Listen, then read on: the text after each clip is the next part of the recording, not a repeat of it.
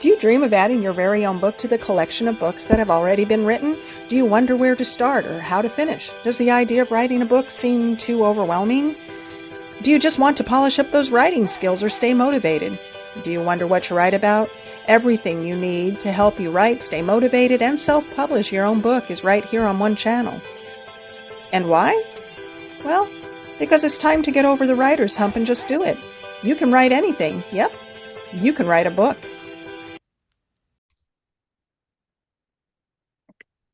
Hello and welcome to a book.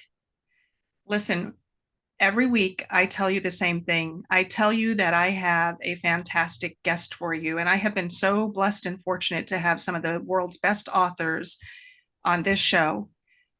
But I'm telling you, you absolutely will not want to miss the rest of today's show, because I have an author here with one of the most unique, beautiful, inspiring stories about his life and how it is that he came to write this incredible book. And so I'd like to introduce you right now to a fantastic author by the name of Paul Armento. Paul, welcome to the show. I'm thrilled that you are here. Thank you very much. It's a pleasure to be here. I am so excited. I want us to start off this show because you have such an incredible story. It is a story like none other that I want to start this off. First off, tell us the title of your book so people know what book we're talking about. It's called All the Wrong Roads Okay. by Paul Armento. All the Wrong Roads, and your story of why you wrote the book and where writing the book took you in life is just remarkable. So I would like for you to share with the audience everything about this book and your life. Oh, sure. Well, I worked construction most of my life, flipping houses, and everybody I knew, my friends, a lot of people I worked for, we all did drugs, and cocaine first, and then meth came out, and we went to meth, and it became a way of life for the next 50 years. It cost my family, cost me a lot of friends, it cost me a couple businesses, a couple things, cost me a few jobs, and so, but I just couldn't. I was addicted, so it was just what I did. It's all I had, and then one day, about 3 years ago, my doctor said I had congestive heart failure, and he gave me maybe 3 years to live. So I had an opportunity to go to Oregon and help a friend flip a house, and I thought that was gonna be time to clean up. So I went out there, and turned out the guy that worked there was a drug dealer I worked with. So it set me back down that avenue again, to the point of shortness of breath, dizziness, and I kept using. And then 6 months later, I came back, and 10 people I know had died from drug related illnesses. Mm. So it's kind of eye opening, and I went, man. So a year went by, and I went in to see my doctor, and I turned in a dirty test, and he goes, Paul, you're not going to live another 3 months. You're a dead man. And I went, all right, I gotta do this. And so I just decided it's time to clean up my act, and that's what I did. I just stopped everything, and put it all down, and walked away from all my friends and everybody, but and started all over again. I moved in with I was homeless, lived in my truck at the time, and I moved in with my mother. Applied for SSA, and been staying here for the past 2 years, staying out of trouble, and just keeping clean, and promoting my book. Go ahead. And so did you decide then that you needed to write your story down? Well, yeah, after I realized all these people had died, I went, it's time to let these people know how easy it is to waste a lifetime in a blink of an eye. Yeah. It seemed like just last month I was 20. It just seems that and I just, all of a sudden, I was 68 years old, going, wow, I'm not going to make it. So when I decided to write the book, I wasn't even sure if I'd lived 3 months long enough to finish it, because Wow. I only had 3 months to live. So I just started writing. Couldn't type, 10th grade education, GED, couldn't spell that well, and I just two finger typing, and it took me probably 3 months to write the first draft. Then I rewrote it the second time because somebody had said, no, you're all over the place. Then I wrote it a third time because they still said the same thing. And finally, I felt I had it down to a basic where it made sense. And I sent it off to quite a few people and self-publishing companies, and they all liked it, but they all wanted, $10,000, $15,000, and I didn't have the money. So I ended up to be able to publish the book. I had bought a car, and I had to give back my new car and got a $500 clunker with a cracked windshield, all chipped paint, all dented, and it was embarrassing to drive after you had a new car. Oh, But it gave me, I paid $500 for it, but it gave me the money to pay to get my publishing book, to get my book published. oh boy. And yeah, so I had to figure it out. And so after it took me about a year to finally get it all done. And then I rewrote it and rewrote it and rewrote it. And then it took me another 6 months to get it published. And it's out. It was just released on Amazon in, I think, late October. Oh no, late December. That is absolutely amazing. So I want to share how I met you. And as an author, I'm in all sorts of authors groups on Facebook. I like to get information. I like to share my books and information with people. And I saw you, and I can't even tell you which group it was. I don't remember because I'm in several. And I saw the cover of your book, and we're going to share that with the audience in just a little while. I saw the cover, and you had written a little post about it. And something in my soul said, I have to have Paul on my show. I want to hear his story, and I want to know more about, this book. It's just, to me, because, and this is not an insult, but you're not a young man, and a lot of people don't get the opportunity to get clean or sober the way you did. And Right. so the fact that you have this story, and not only have the story, but we're able to put it into a book, is absolutely remarkable to me. And it is a testament that anybody can write a book. You said yourself that you didn't have an education, but Couldn't type. Yeah. anybody can write a book. And so if they are motivated and they have something to say, they should be getting it out on paper, because I believe your story is going to help the world. That's what I tell everybody is to just get it out there. Mhm. I mean, people, I think it's much better to read a biography than it is to read a fiction book, because it's somebody's real life story, the things they've Oh, been through. oh, for And sure. Yeah, absolutely. it's just an amazing journey. So how long did it take you to write the book? It took me 6 months to write the first draft, and then I rewrote and I put it off and put it off, but then I finally got it done after about a year. I got all the final draft done, and then it took me another year just to figure out how to get the money to publish it. I mean, it took me another 3 months to figure how to get my car up and do take all the steps to figure out how to get it published. But I figured it all out, and so it's been from start to finish 2 years. It took me. 2 years. But there was something else that happened through the process of writing that book. That Oh yes. journey, that journey led you to a new belief system. Am I correct? Oh yes, my father had raised me atheist my entire life. He always told me, Paul, there's no God. Don't if you ever don't become one of these Jesus freaks or go around. Why don't you just go around carrying a Bible? And they made fun of it, all my life. So religion to me was just there's no way, there's no God. And and then as I'm writing my book, I was thinking there's a lot of near death experience. I didn't even put them all in there, but there was a lot of near death experiences, and some of them I shouldn't be here right now. I mean, there was one which was amazing. I was working up in Washington, up on Mount Rainier, and there's a long two-lane highway, and there's this little restaurant about 2 miles down the road. It's a restaurant bar, and about 10 o'clock at night, I took a drive down there, and I had just Bailey's of coffee, just one, and I'm driving back, and I just bought this big old 4x4 with a 12-inch lift on it because of the snow up there, and I'm driving down the road, and all of a sudden the front end literally starts jumping like this. Oh my gosh. Slammed on my brakes. I'm like, what was that? It's never done it before. I had it 4 months, and I slammed on my brakes, and I looked up, and two elk were running into the bushes, and I would have hit them straight on at Oh 55 miles an hour, no. no seatbelt. I would have went to the windshield, and they would have probably killed me in the process.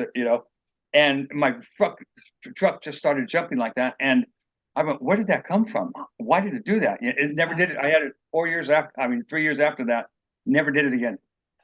So, I'm writing all these stories, and I'm realizing God was there. And then another time I'm sleeping, I'm left my wife. We had an argument, And I left my bike, grabbed my backpack, and I lived in Pomona, and I was sleeping in this park under a tree, and it was about 7 o'clock in the morning, and I was in a sleeping bag, and something said, "Paul, open your eyes." And I opened my eyes, and there was a guy with a baseball bat standing over me, and he's just about Oh, to bring it down on my head, right? And I looked at him, and if all the things I could have said, I said, "Oh, thank you, I appreciate that. I'm all right." And he goes, and he looked kind of bewildered. He goes, "Oh, okay," and he walked away. If I would have said anything else or screamed or said, "What are you doing?" He would have killed me right there. oh He my would have. goodness. But I don't know where that came from. It had to be divine intervention. And I'm writing these stories. I'm getting the chills right. I was thinking about it. And when I write, as I'm telling these stories, I'm going, how did that happen? I mean, And there was one other. I don't mean to keep on going, but there was one other where I'm 22. I'm up in the mountains, and I'm on 450 Honda, and from Mount Baldy to Crystal Lake. That you go up to Mount Baldy, there's a ridge route that runs across the top of the mountains. So I decided to take this ridge route, except before the helmet law. So all I had on was short pants, tennis shoes, no shirt, and no helmet. And I'm cruising down the road, and I hear this car coming around the bend. It's a real lonely road, and he's coming around this curve.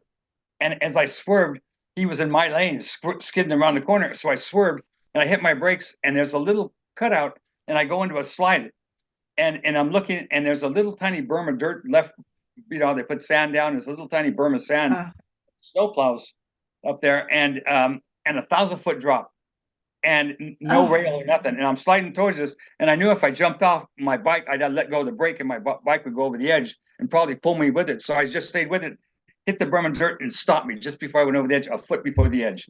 And wow. I went, wow, that was lucky, right? And I said, maybe God, even then, even though I didn't believe it, I said, maybe God's trying to tell me something. So I said, nah. So I kept on going. I hit the ridge route, Highway 1, and I head up to Highway 1, and there was an S turn like this. And there was a car, and this old man and old lady, and I went to go around him, right? But as I came around, this other car came around the bend, so I hit it harder. And as I went around the car, I barely missed the car again by 2 feet. And I got around, and I'm laid in this current, except I look at my speedometer, and I'm doing 65 miles an hour. I'm Oh laid my over as quick as I goodness. can go, and I see the sand, and I know my bike's going to drop, right? And I have nothing. So it hits the sand, and I go into the slide. I look up, and there's a big sign made of telephone poles that said Andros National Forest, and there was a big 4-foot boulder. It was huge, about 4 feet by 4 feet tall, and they had that rock there in front of the sign to protect the sign.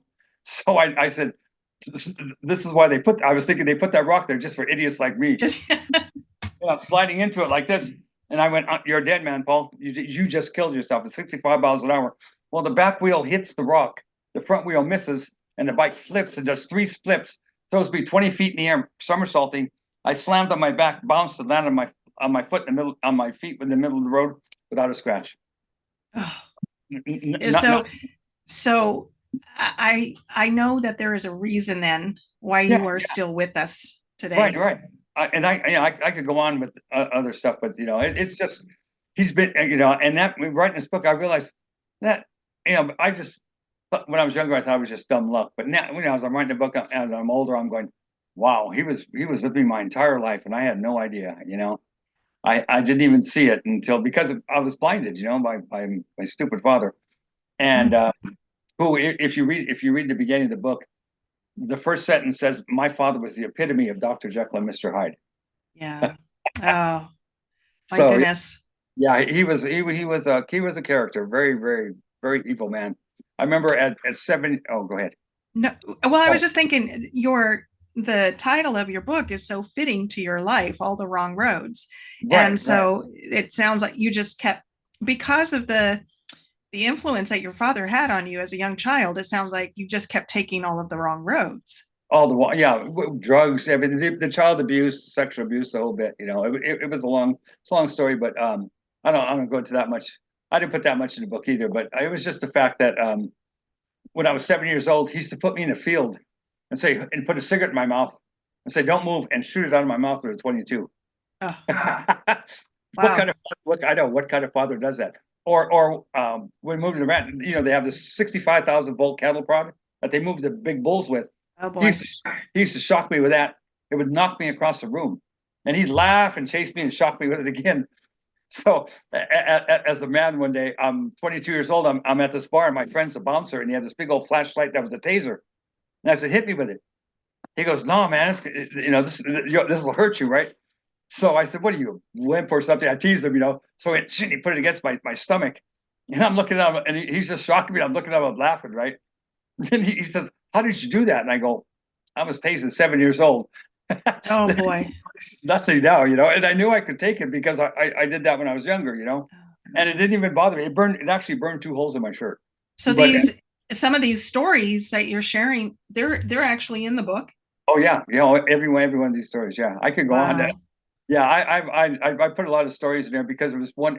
I have a lot of jail experiences and stuff that we won't go into right now. But like I said, I made a lot of bad choices, but I never hurt anybody. I never did anything bad. The only person I hurt was myself.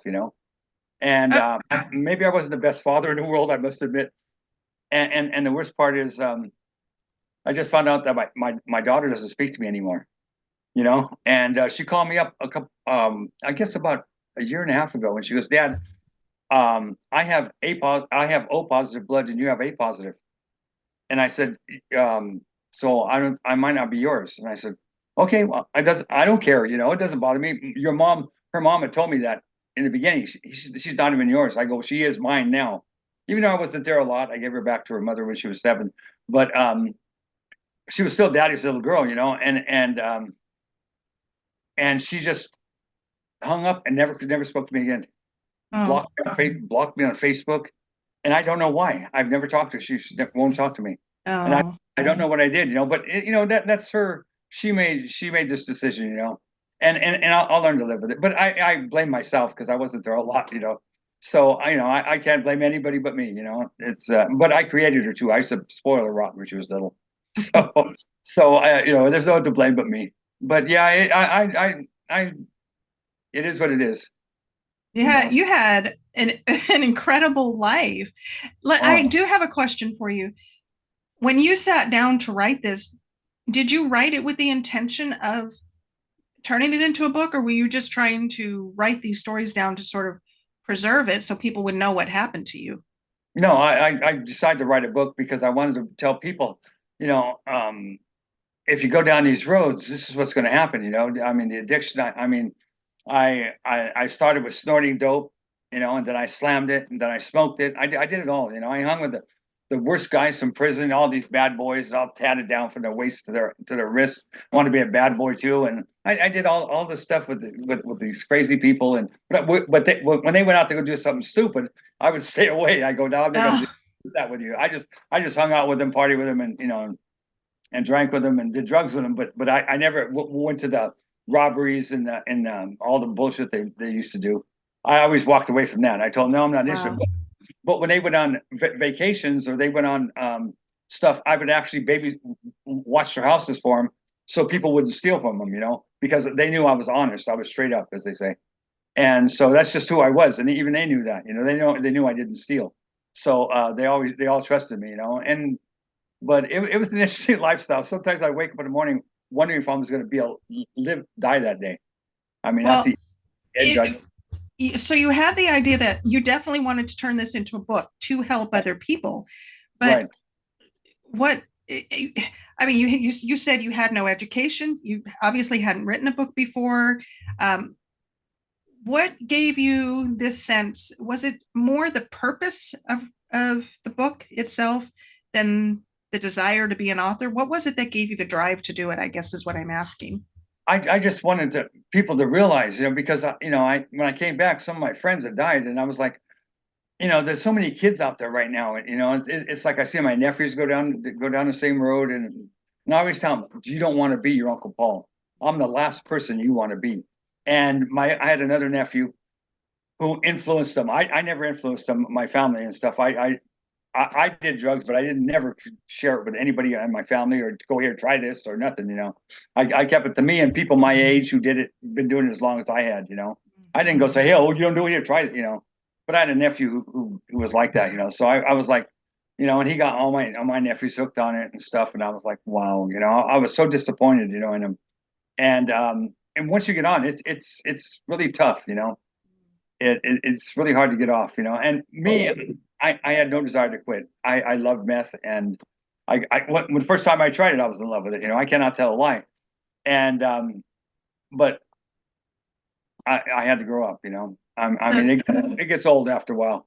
so it You know, sounds like the inspiration to do this was definitely this idea that you wanted to keep other people from making the same mistakes. yeah, yeah. Just to understand that, you know, in the now when I looked at it, all of a sudden it seemed like just last month. It was 30 years ago. It just went by Wow. that quick. And all of a sudden Wow. I'm an old man, and my doctor's going, "You're going to die," and I was like, "I'm old," and it really it came to realization because well, when you do meth, you just don't think about the future. You just live for the day, Yeah. those days just blend. But once you're high, if I was constantly high. In fact, this is a funny story.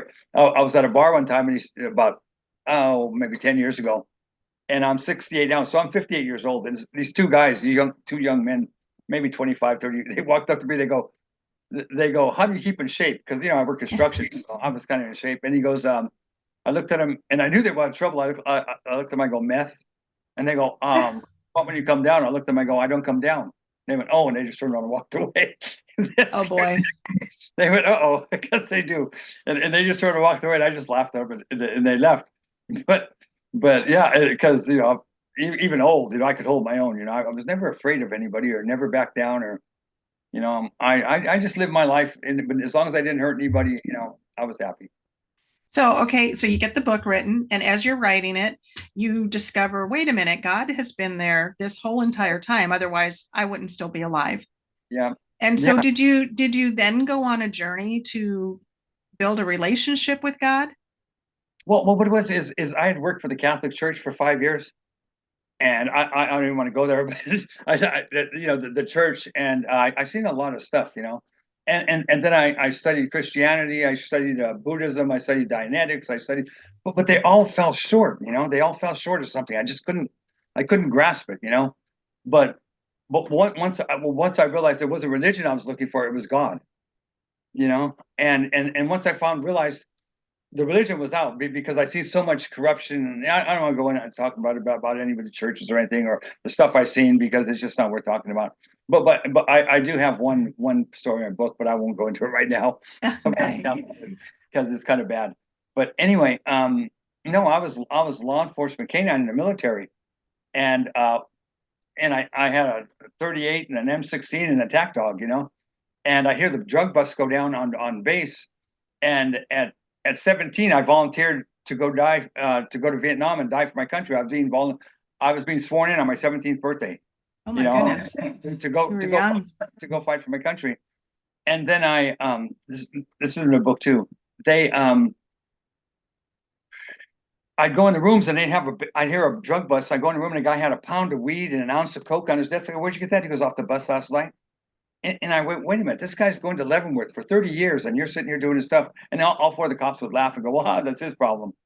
And I knew then I could never become a cop Oh, because of the corruption. I knew it'd be worse in civilian life, So I went to construction and became a general contractor instead. But I was so disappointed.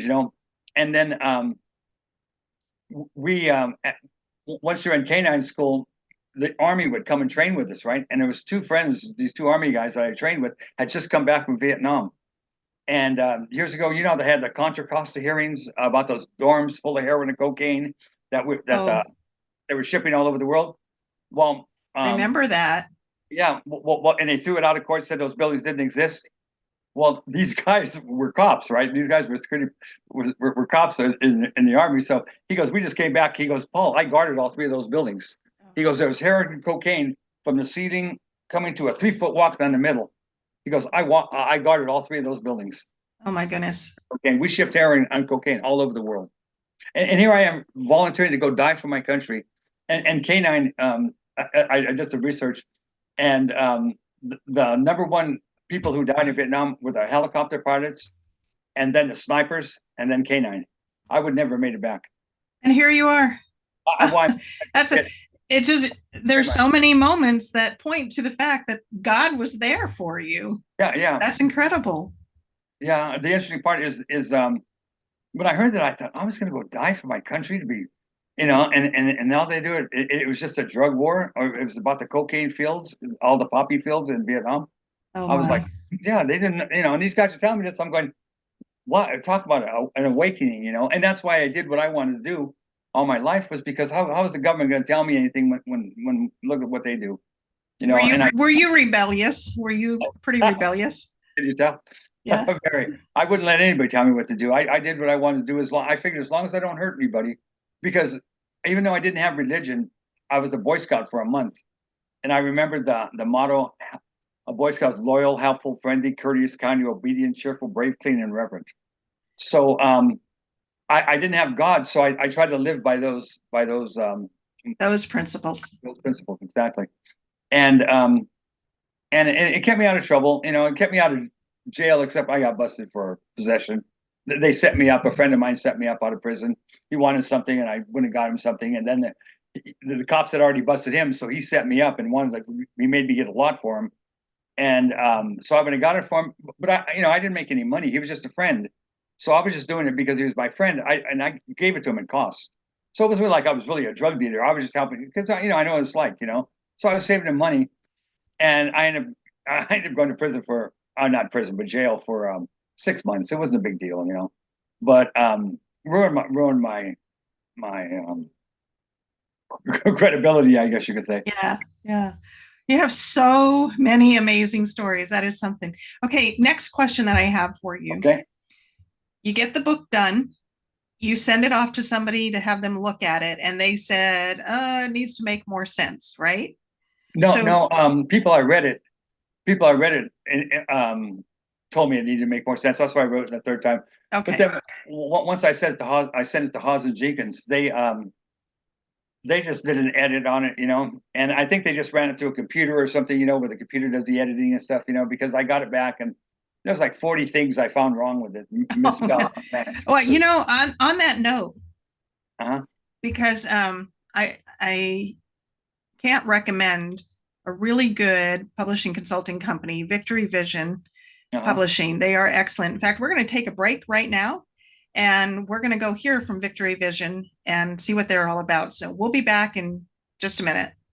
Hey everyone, are you stuck trying to figure out how to finish writing or publishing your book? Well, let me tell you about Victory Vision Publishing. Victory Vision Publishing is there to help you cross that finish line. They have package plans that are tailor-made just for your individual needs.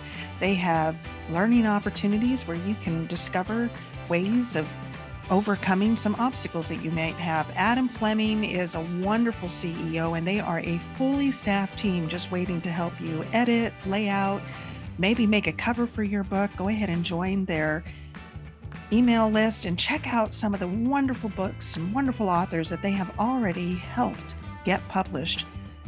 Yep, Victory Vision is definitely the way to go if you feel stuck and just want some support in getting your book out to the world. You're only one book away from changing the world. victoryvision.org. Okay, we are back. And so I want to hear more about how you got your book published. Well, like I said, I had to give up my car, and I found the deals. I had been doing 14 payments of $395 and $1,000 down. So I saved up my money and I did it all. And it was the most amazing thing when you get your book in the mail. Oh my gosh, yes. I got the box in the mail and I said, "Mom, what'd you buy now?" Right? And I opened the box and there's my books, and I was like, "Wow!" It was the best feeling in the world. It's even hard to explain I how that. think I think one of my guests described, he said, I've never had children, but I imagine holding that your book for the first time is the same feeling as holding your child for the first Right, time. right. It And was. I have to say it is such it's so surreal. I've written and published 7 books, and every time I get that fresh book in the mail, it's like I did that sense of accomplishment, Right, that right. the disbelief. And all the hard work that you have to put into it, Oh, and yeah. you have to give up this and give up that and not do this, and just sit there and write. It's like right now I'm posting a lot. I post a lot on Facebook, and I try to post to like 50 people a day. And it's hard because you post them, you send them a picture of the book, and you send them a picture of you, so they can relate to the book, and then they all write you back and they want to talk. And I'm going, I don't want to talk. They go, well, can I meet you? I went, you don't want to meet me. Trust me. I'm nobody right now. I got a long ways to go to turn my life around right now. I really put myself in the hole right now, and they just laugh, But yeah, it's a fun experience, and it keeps you on your toes, talking to people and meeting people. So yeah, I'm having a lot of fun right now. Well, let's go take a look real quick at your Facebook page. I want to share this with everybody. We're going to do a screenshot of your Facebook page. You said you have how many followers on here? I think I have 5,600. Oh, 55. Let's go ahead and let me get up. Ah, we lost you. Hang on just a second. We'll Yeah, bring this back up. no problem. Oh, technology. Okay. There we go. So you have about 5,500 followers right now on here. I know I'm following you. Yeah, 5,500 followers. And I was following 450. I don't know where they went. Facebook does that sometimes. I don't know why. And so look at this.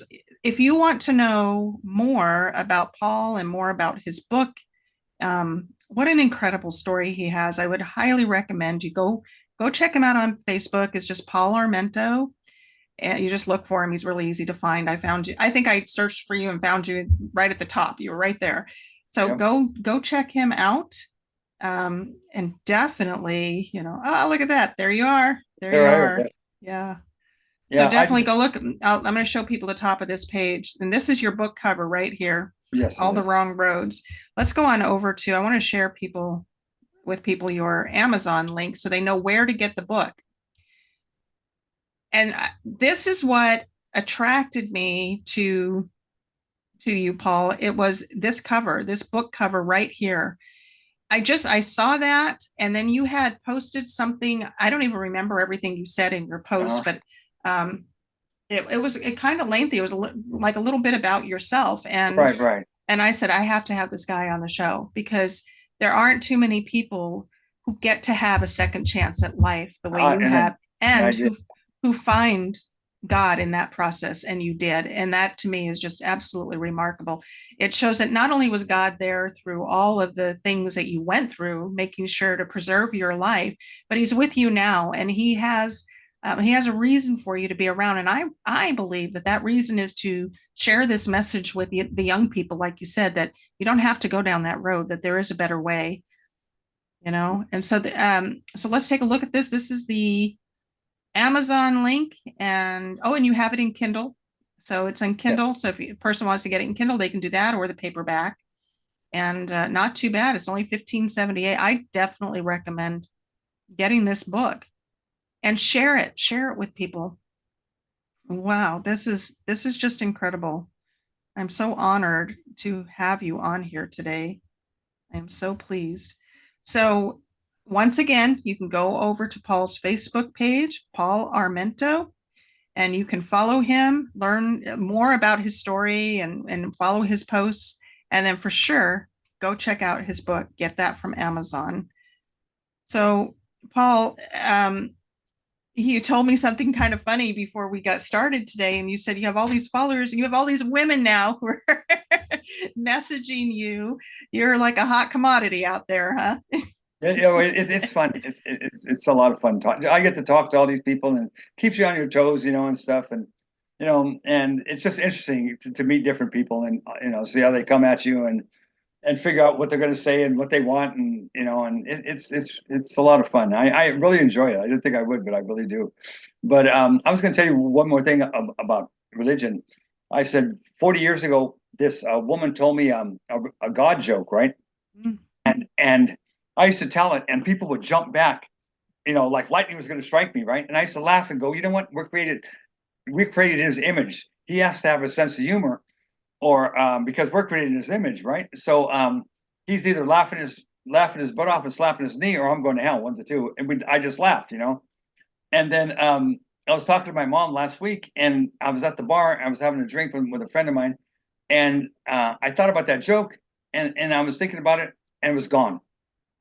Since I wrote the book, I cannot remember that joke for the life of me. It's gone out of my mind.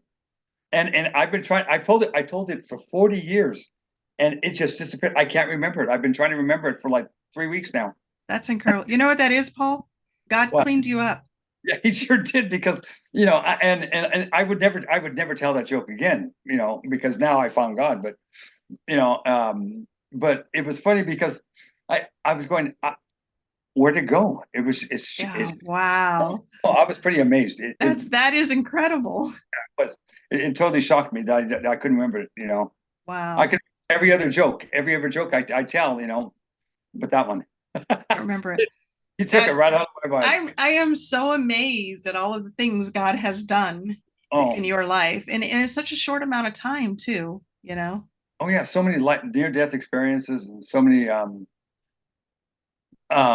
amazing people and friends right now, once I quit drugs, all my friends were drug addicts, so I had to let them all go, and I just walked away from all of them, and they go, why? And I go, because I can't get weak. And the worst part about it is after I cleaned up, I sit there and my three connects I used to get drugs from, um they're all dead. They all died. Oh my goodness. And I kept telling them, you guys clean up, please, stop, Yeah. but they've been doing it for so many years, they've been doing it as long as I had. And he goes, I'm trying, Paul, but do you have a shortness of breath? I went, no, just clean up, and everything gets better. My doctors were shocked. They said, Paul, I don't know what you're doing, but keep on doing it. Yeah. And I just told them, just stop, and they just kept on going. And one died of an overdose, one died of a congestive heart failure, and one was actually killed in a drug deal. So I think there's a huge message in there, and that is that you do not have to die. no, You you don't don't. you don't have to die. I mean, 3 months. They didn't think. My doctor said, we did not think you were going to make it, Paul. We thought you were a dead man. And I'm not going out like that, right? And then I had a lot of, I came down with Guillain-Barré years ago in 2013, and Guillain-Barré is I know a lot and about that. okay, and I came down with Guillain-Barré. I'm in a hospital, and it's this funny story. I you can't walk. My legs were shutting down, my bowels shut down, everything's shutting down. I was having shortness of breath. They threw me in an ICU and put a hemoglobin drip in me, 5 bottles, and I did all the 5 bottles, and I still couldn't walk. They take me down the hall, and I'd take 5 steps and fall over, and they Oh, bring me back to my bed. And the last time they did it, I had tears running down my eyes because I was so angry.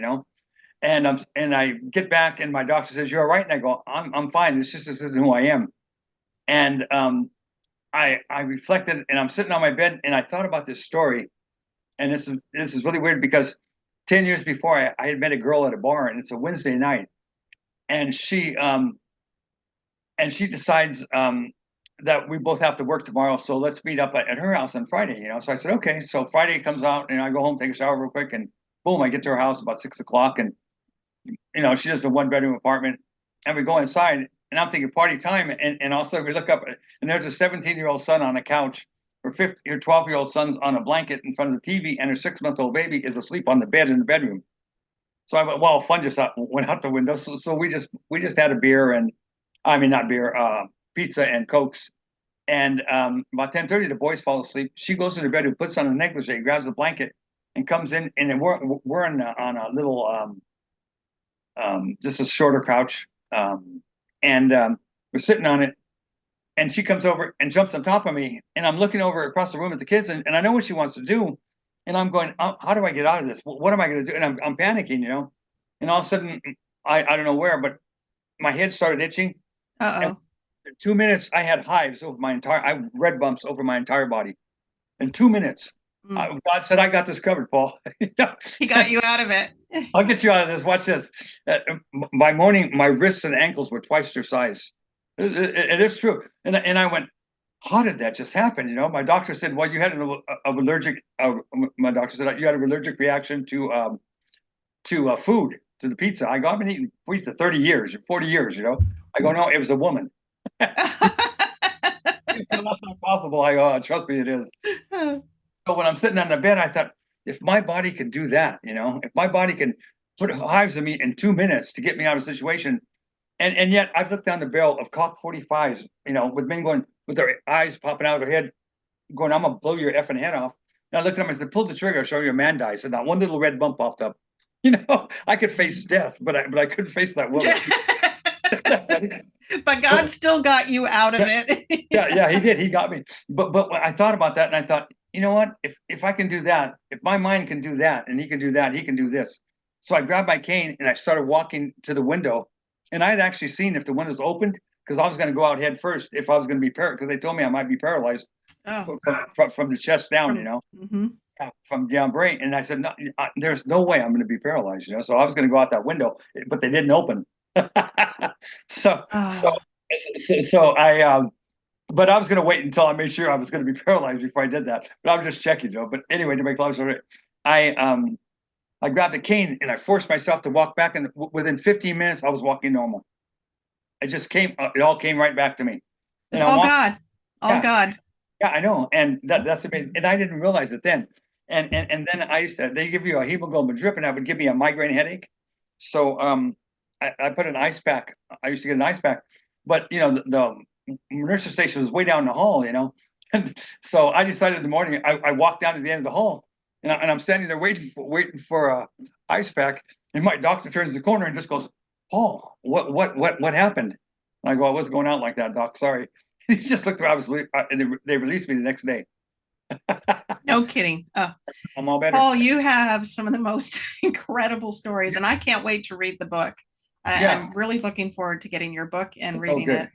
So I'm happy. Yeah. that is just unreal. I would like to share the Amazon link just one more time with Okay. everybody before we Sure. get going here.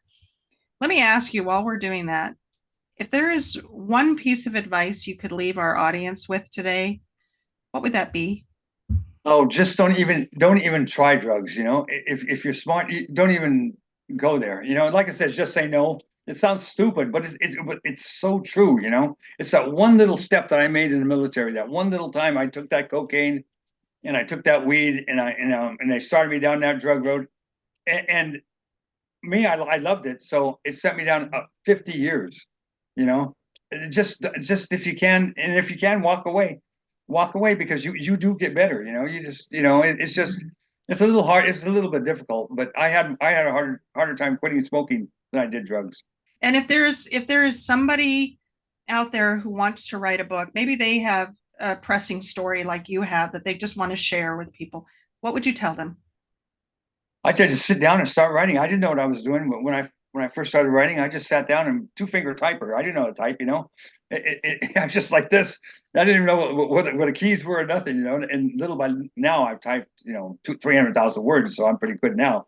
I can do like maybe 60, 70 words a minute. But back then, I was just like do. But yeah, you get better and you start. Your mind gets clearer, and Would you say that your life is richer for having written this book? well, yeah, because in the process of doing it, and I moved to my mother was 85, and I was gone most of the time partying and lived my own life, and my mom lived hers, and she's 85 now and slight dementia, so it helped. I moved in with her, and I helped take care of her, and she helps take care of me, and it's like we bonded again, because there's one story. My father, right? This is interesting.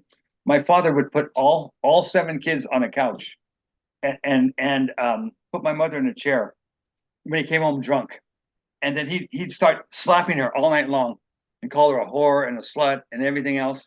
And we had to sit there and watch. If we fell asleep, he'd come over and slap us across the face to wake us back up. Oh Till her no. face, till her face was so swollen, she was unrecognizable. And I used to look at her and I go, "Is that my mother?" And and she never made a sound. She just took it like that. Like I go, "Why didn't you ever leave him?" She goes, "I could never." She left him one time, and he said, "If you ever leave again, I'll kill you and all the kids." And she goes, "And I would never leave you with that monster." But when I met, he was 26, she was 15, and he just molded her into a little slave. She had to look at the ground when she walked. Uh, Yeah, she could write her own book.